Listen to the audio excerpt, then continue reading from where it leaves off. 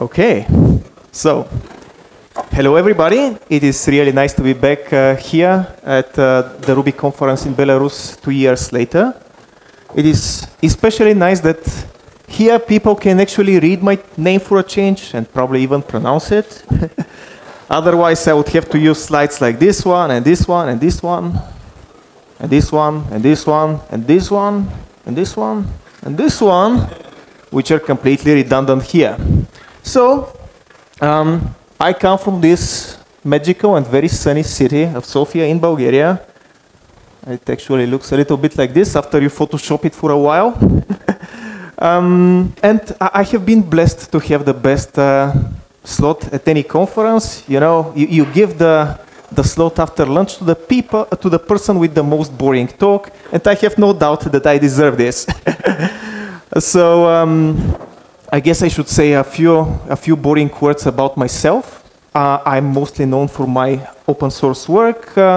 Those of you who know who I am probably know it because of my work on the Ruby and Rails community style guides, the RubyConfBY project, the tons of Emacs extensions that I wrote post the Prelude distribution, the CIDR closure development environment, and so on.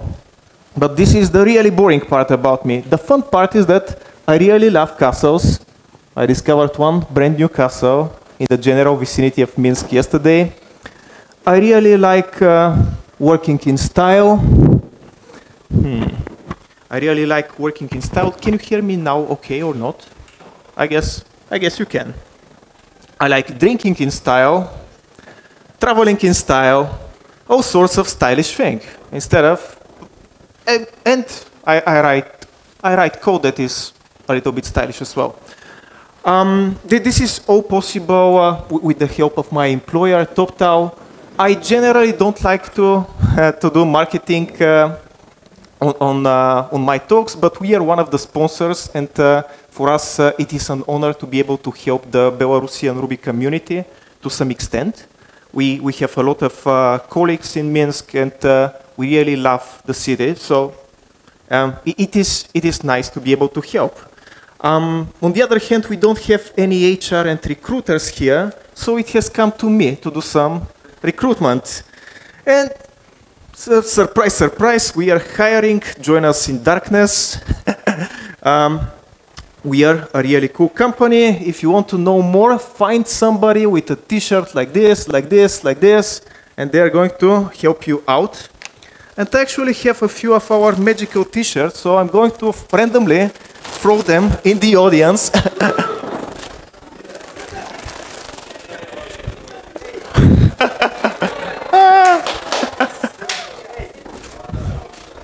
Okay, so in case you have no idea what we are doing, we are building a product especially for you. Our mission is very simple. We find the best remote freelance jobs for the best remote freelance engineers. We give them the opportunity to work on their own terms. You know, you set the salary that you want. You work from places like this, and like this. And you drink shitty Thai beer in the process instead of enjoying the lovely weather in Minsk. So, you know, if this is something that kind of interests you, we've got an URL for this as well. But now I'm done with the marketing, and I'm starting with the real part of my talk.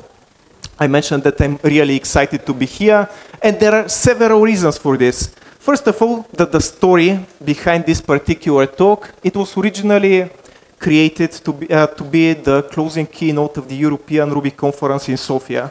But I got very sick at the first day of the conference, and I had to undergo an emergency surgery, so the talk was never presented at Euroco, but you get to hear it instead, which is kind of cool, I guess. This is my third time in Minsk.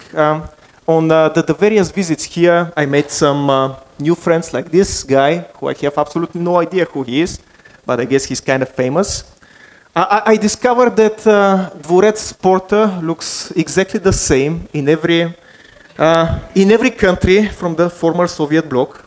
I've got one of these in my hometown, one of these in Sofia, and that they really innovated. I discovered that some buildings are kind of different in various post-socialistic countries. The library in Sofia looks nothing like this. I discovered that Nick Sutterer is not only an amazing programmer, but also an amazing karaoke singer and dancer. I discovered that everybody who attended the conference 2 years ago can't sing at all, but everybody believed that they could. I discovered that you have the most amazing toilet art. And yesterday I discovered more castles, like this one, with a bunch of friends, and this one, which I already shared. So, fun things, you know. I like Belarus and Minsk even more. And I actually have something regarding programming to speak about, but I wanted to kill a bit of time so more people could finish their lunch. So, the topic of our conversation, Ruby 4.0 to infinity and beyond. It sounds really cool, right? But if you're not brain dead, you're probably looking a little bit like Tom Cruise in this movie. What the fuck is he talking about? Ruby 4.0, but Ruby 3 is not even released. And to my knowledge, this guy is not on Ruby's core team. As a matter of fact, he's not on any core team at all. And if you have followed Mats' recent presentations, 1 year ago he said that he aims to release Ruby 3 around 2020, just in time for the Summer Olympic Games in Tokyo. Then in Sofia, he said that, well, 2020 sounds a little bit optimistic. So maybe he's going to need 2 more extra years, but at this point he has no idea when Ruby 3 is going to be released.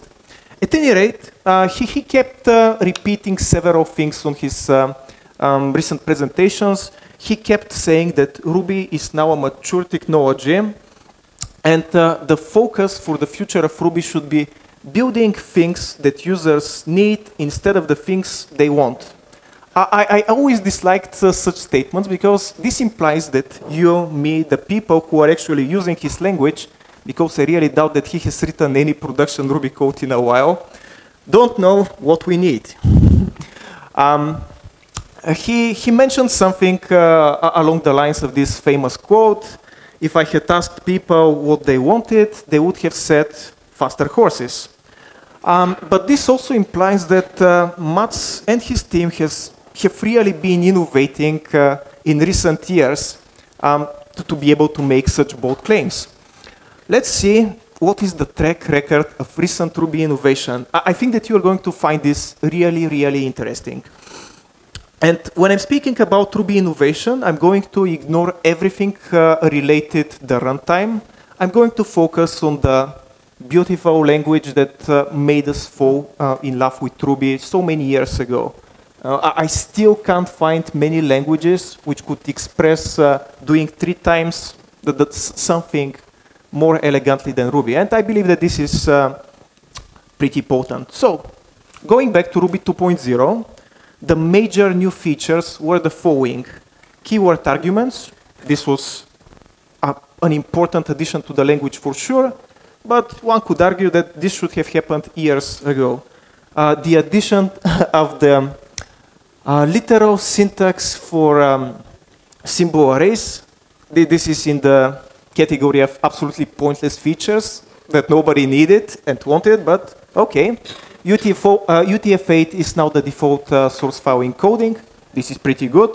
Can't argue with this, but it should probably have happened a while back as well. And refinements, the major feature that absolutely nobody wanted, nobody knows how to use, nobody wants to use, was introduced as an experimental feature.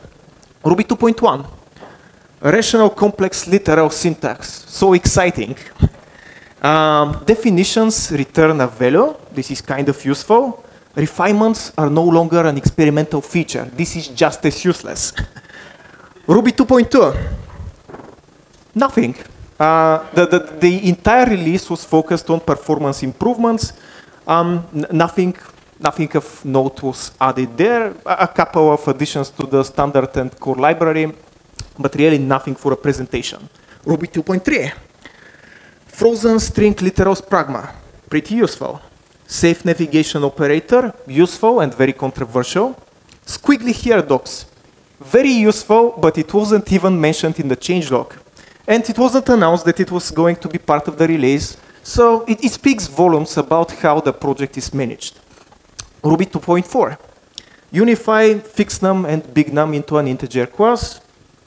Kind of a good idea, but they're definitely not something that most people would notice. Support Unicode case mappings, should have been done 5 years ago. What is going to happen in Ruby 2.5? Absolutely nobody knows, because as usual, there is no roadmap. There are no discussions in the open. Some people at some point are committing random functionality to Ruby, supposedly because you need it. I can argue that Java innovates more recently. And if you see what happened in Java 8, what are the features landing with Java 9, you see that design done by a committee, by a corporation, is not that bad. Charlie touched upon some of the things that were recently done in Java, and I can assure you that nothing like this has been happening in the Ruby community for a while. And what is even more dangerous and scary to me is the crazy dependency that the language has to Rails. It's not a surprise, but this is the changelog for Ruby 2.2. Let's count the mention of the word Rails in it. 1 time, 2 times, 3 times, 4 times, 5 times. It seems that the language exists solely so people could be writing Rails applications in it. I think that it's never a good sign of the health of a community if absolutely everybody is using the language to do one thing, right? Web applications with one web framework. In Python, our arch nemesis, things are definitely not happening this way. So what about Ruby 3.0? As usual, little is known about it. Mats is doing talks about Ruby 3.0 all the time, but he never says anything meaningful. And I believe he knows it. So he was talking about optional static typing for a few years. Then he decided that this was a bad idea and rejected it. The famous ticket 999, if I believe, if I'm right. So then he started talking about the concept of duck inference. I won't go into many details about it. You can see his talks. Duck inference is a neat feature, but it's never going to solve the same problems that static typing might have solved. He has been speaking about better support for concurrent and parallel programming, but until very recently, he was saying things like, I'm considering X, I'm considering Y, I'm considering Z. Several years, no developments. Then they announced guilds, a concept for writing concurrent applications that is completely foreign to the rest of the development world, because as usually in the land of Ruby, somebody decided that it's better to come up with something super custom instead of adopt something that is tried and true. And Mats was saying that this is mostly because of the global interpreter lock. If we remove it, all of your programs are immediately going to break, which JRuby and Rubinius have shown for years is not the case. Obviously, they have no global interpreter lock, and Ruby applications are still running just fine. Sure, you have to make some changes here and there. You have to be careful. But I really don't understand what is this infatuation with the geo and keeping it around forever. Of course, this is for the benefit of the Ruby C extensions, but this is a long story for which we don't have time. So Mats has repeatedly spoken about the Ruby 3x3 initiative, which is going to make Ruby 3 times faster than Ruby 2, but he never said how exactly this is going to happen. It is going to happen. How? Nobody knows. He said that they are going to get rid of some quirky Ruby features, and from time to time he would mention the, I keep forgetting this super useless operator. Tell me one super useless operator in Ruby. Yeah, flip-flop. But he never said anything else. And in the end, he says that we are going to develop Ruby 3 in a way that we are not going to repeat the Python 3 mistakes. But how can we repeat them if absolutely everybody is using Ruby to write Rails? The only thing we have to do is have Rails be compatible with whatever incompatible changes are done. So this is actually kind of convenient. And he's speaking about the Python 3 mistakes, but there is also the Perl 6 mistakes. If you keep building the next major version of the language forever, by the time you release it, nobody is going to care about it because you're going to have 0 users. So what is Ruby 4 going to achieve? It is going to make Ruby great again.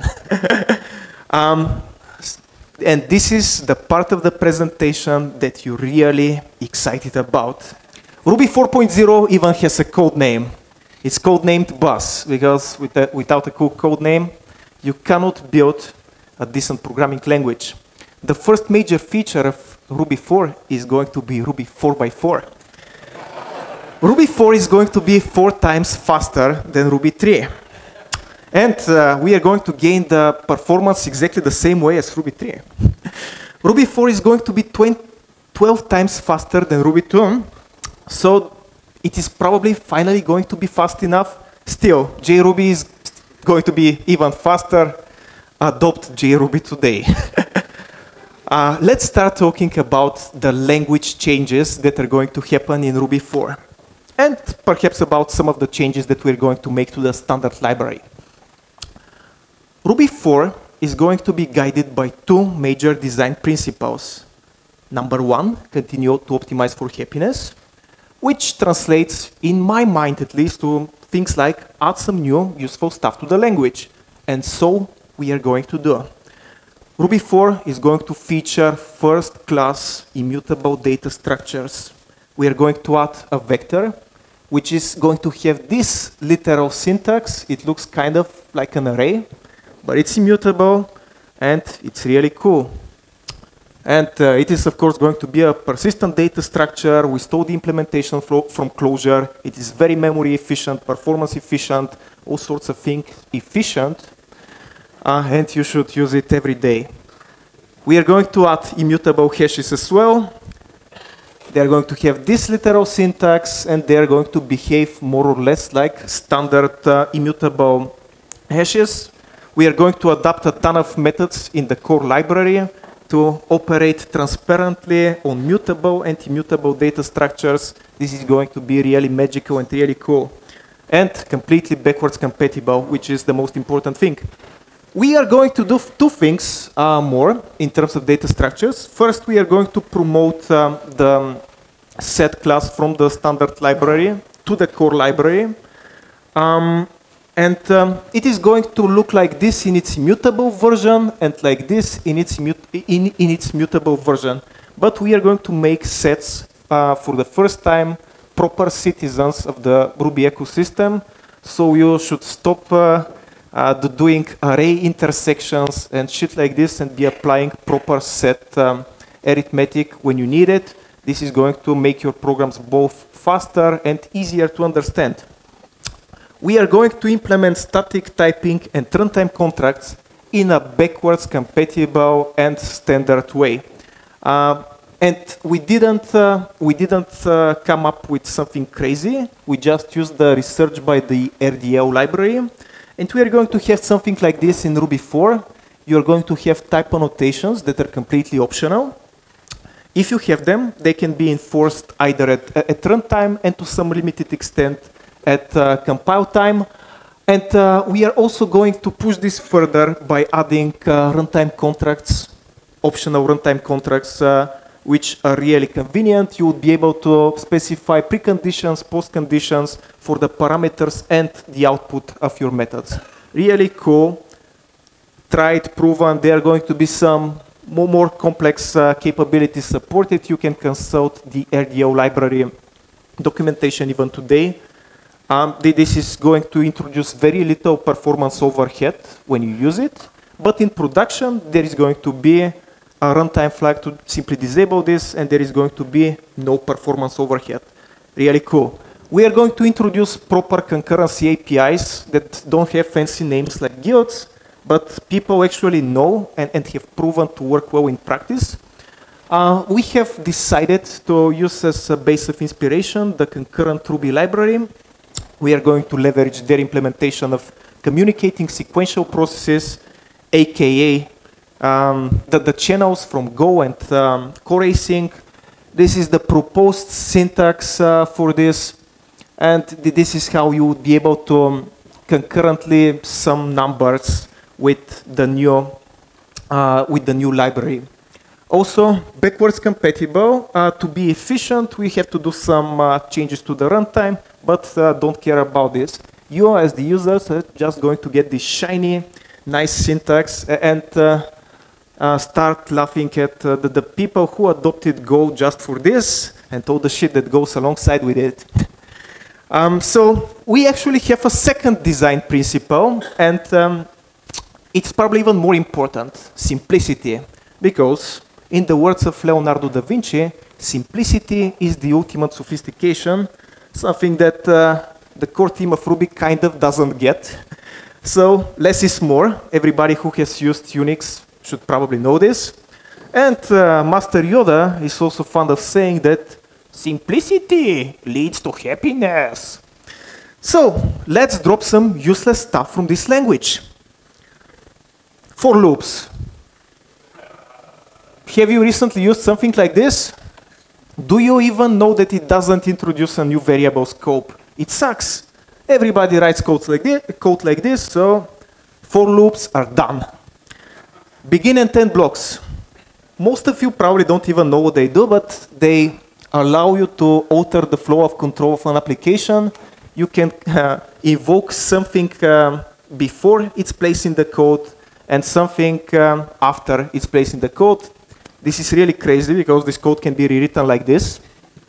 And we also have an exit callback method that probably people should be using.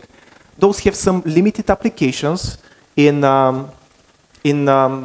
command line scripts, one-liners, and so on, but I believe that people are still using mostly Perl for this, so let's admit that Ruby would never be able to supplant Perl from its pedestal and just focus on writing proper, bigger applications. Flip-flops. Well, we've decided to kill them because Mats can't decide for himself. This is actually the only valid, useful use case for flip-flops ever. And we don't care. Block commands. Probably most of you don't know that in Ruby there is a second syntax for commands, but it is very awkward because it has to be placed at the very beginning of a source line. If you write this, this is going to be a syntax error. You have to write it like this, but it looks really awkward. So we've decided to kill you. Not to kill you. To kill it so it wouldn't bother you. Because this is killing you. The complexity. Character literals. Who the fuck uses this? We're killing it. Safe levels. Nobody uses them. We're killing them. Plus, they don't work. Which speaks volumes about the quality control of Ruby. We are also going to drop some redundant stuff from the language.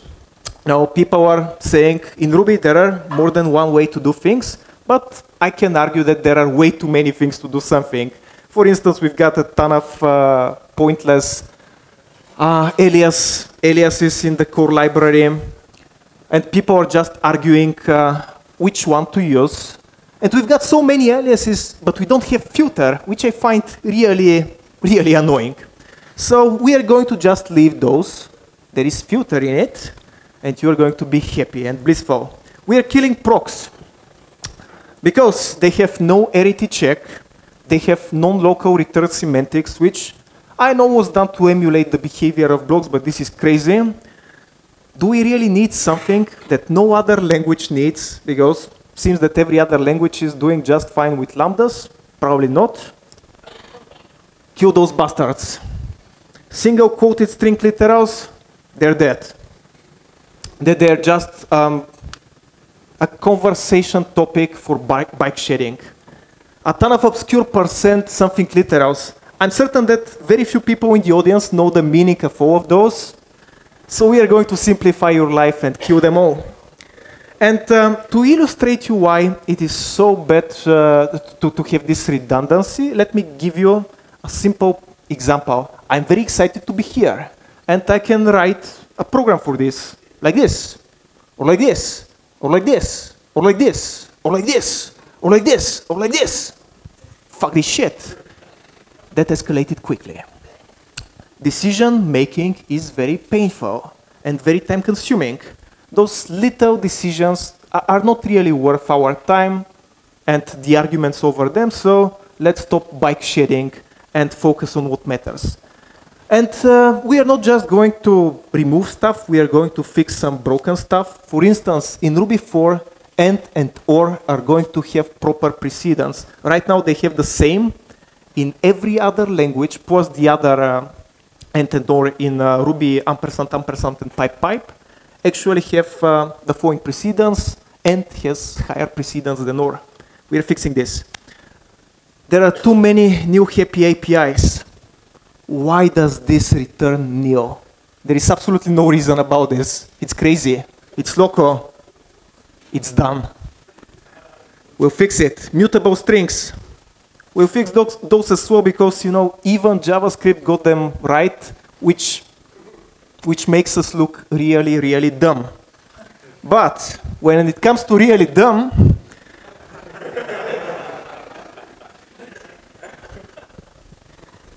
absolutely. Class variables.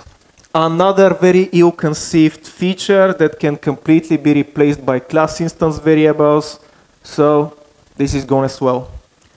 We are going to also fix all the poor names in the core and the standard library. This is going to be a lot of work, but I have always wondered, we have a method named puts. This stands for put string. Why isn't it named println? Because we also have a method called print. Puts, print, kind of strange. We have this special form defined, which looks like something that has to return a Boolean, but kind of doesn't.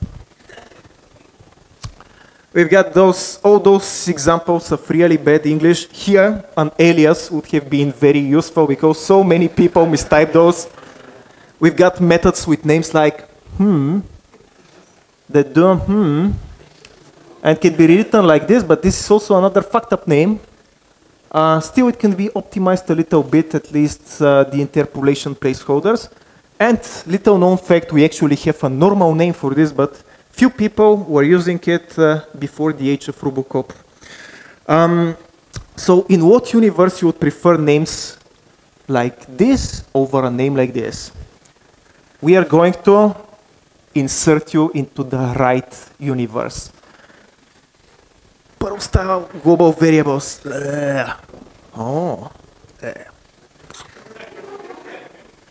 JRuby defines the English aliases by default, and so are we as well in Ruby 4.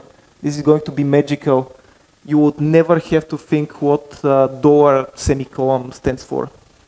Even I forget it before the talks, but I remind myself in case somebody asks me so I wouldn't look kind of dumb myself. And the actual point here is Ruby has global variables. What the fuck? Because even Java doesn't have global variables. And yeah, I told you that we are going to speak a little bit about the standard library as well. There was a really interesting article from Mike Perham, the author of Sidekick, in which he compared the standard library to a Ghetto. There is a ton of legacy code here that was written, accepted for some crazy reason, never updated. There are some horrible APIs. Many Ruby developers are waking up in the middle of the night screaming, net HTTP. I prefer to be in hell.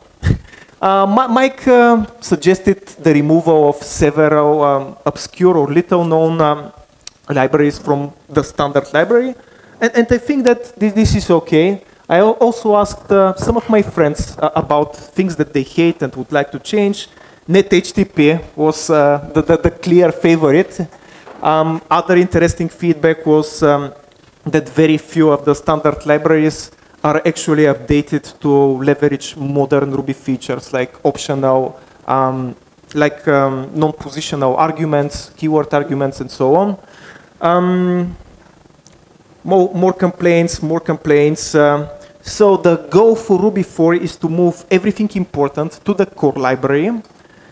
We are going to drop pretty much everything outdated and obscure from the standard library. We are going to gamify it in case somebody needs it.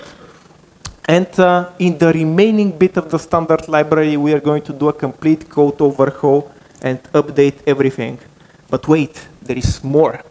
We are going to introduce a formal language specification for the very first time. And we are going to discuss it with the maintainers of alternative implementations like JRuby and Rubinius and whatever in advance, because we really don't want Ruby to be defined by its implementation. We want it to be defined by a specification which everybody can implement. They can run the compatibility tests with that we are going to develop. It is going to be official, great, and amazing, and say, you've got Ruby and not, you've got something that might work with Ruby or might not work with, because we don't really care about you. We are going to have roadmaps for future releases. You are going to know at least 10 months in advance what is going to be our focus for the next year, and you are going to have a really good clarity about what to expect from us. And we are going to kill MRI. We are going to start working on the Rubinius VM right away to make it MRI's replacement, make it 100% compatible, so you would never need a C extension ever again, or have to deal with the part of the core library implemented with C, because Ruby is for Rubies. So, the serious part of the talk. When is this going to be released? Never. And I know that this is sad, but in many ways, Ruby 4.0 is already here in the forms of languages like Crystal, like Clojure, like Elixir.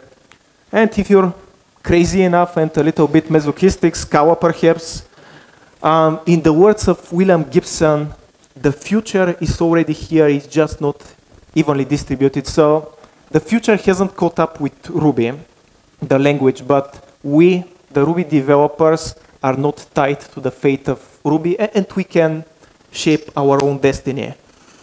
But still, to complete on a more positive note, there is one more thing.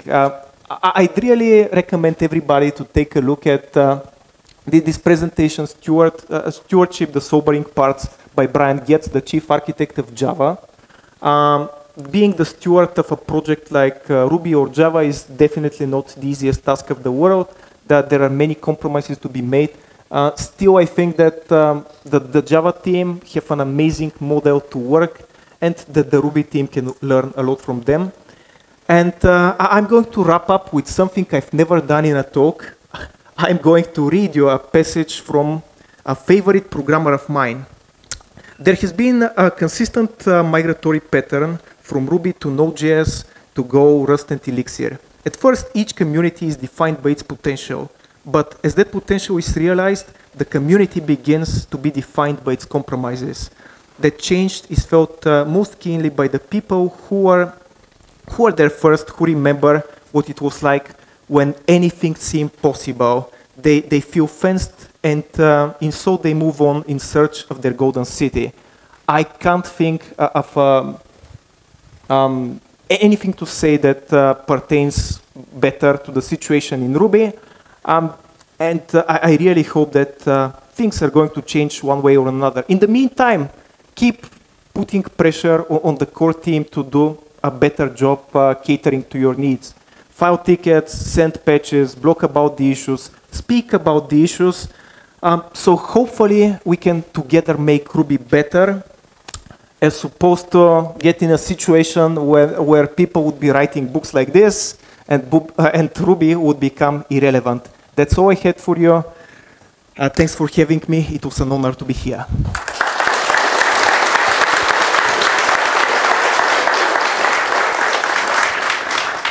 Thank you. We have time only for 2 questions, probably one. At least one. Someone? Everybody is so upset with Bozhidar talk, I see. Okay. We have right here. Yeah, just nitpicking. You said that begin end thing blocks are useless. Mm-hmm. Have you ever used Ruby as the same way as you could use awk? Yeah, I said that they have limited command line application. But who is using Ruby like this? Me. You should be using awk or Perl. Yeah. Any more? Right there. A question about Ruby guilds. So what your objections are, other than... My objections is that this is a really dumb idea to justify their reluctance to kill the global interpreter lock. You should be crazy to implement something like this. This is going to be the death sentence. Isn't it a nice concept? Because, for example, you have this Node.js and everything is single-threaded. So, and what is so nice about Node.js? Well, you know, this... Wait, we don't have time to talk about Node.js. not now, okay? Thank you. Right. Okay, let's thank you, Bozhidar again.